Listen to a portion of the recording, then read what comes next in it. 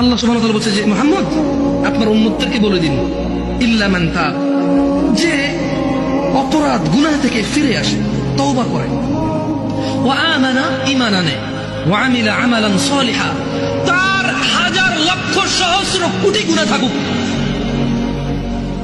তার গুনাহ আসমানের মেঘমালা পর্যন্ত পৌঁছে যাক, এই পুরো জমিন তার একজনের গুনায় পরিপূর্ণ হয়ে যাক, ওই মহিলার গুনাহ জমিন পূর্ণ হয়ে যাক, ওই পুরুষের গুনাহ জমিন পূর্ণ হয়ে যাক।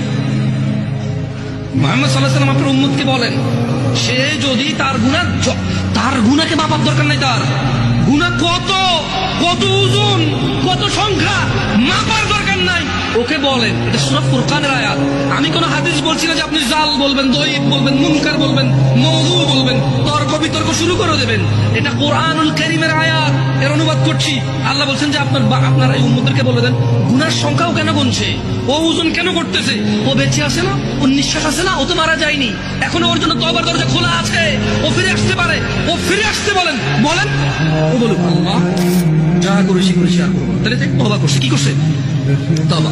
এবার বলতেছি আল্লাহ তাকে বলেন ওয়া আমানা, ঈমান আনতে বলেন, ওয়া আমিলা আমালান সালিহা, ভালো কাজ করতে বলেন, এবং তাকে বলে দিন আমি আল্লাহ ফাউলাইকা ইউবাদদিলুল্লাহু সাইয়্যাতিহিম হাসানাত, তাকে বলে দিন তার পূর্বের সমস্ত গুনাহ আমি নেকিতে পরিবর্তন করব।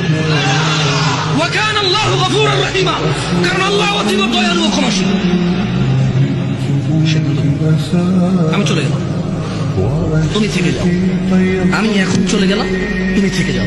তোমার পূর্বের গুনাহ 20 বছর, 50 বছর, 30 বছর, 60 বছর, 70 বছর, কত বছর তুমি জানো। তোমার রব বলেছে ফিরে আসো, যে যে যে যে যে যে গুনাহ ফিরে আসো, এগুলো আর করা যাবে না।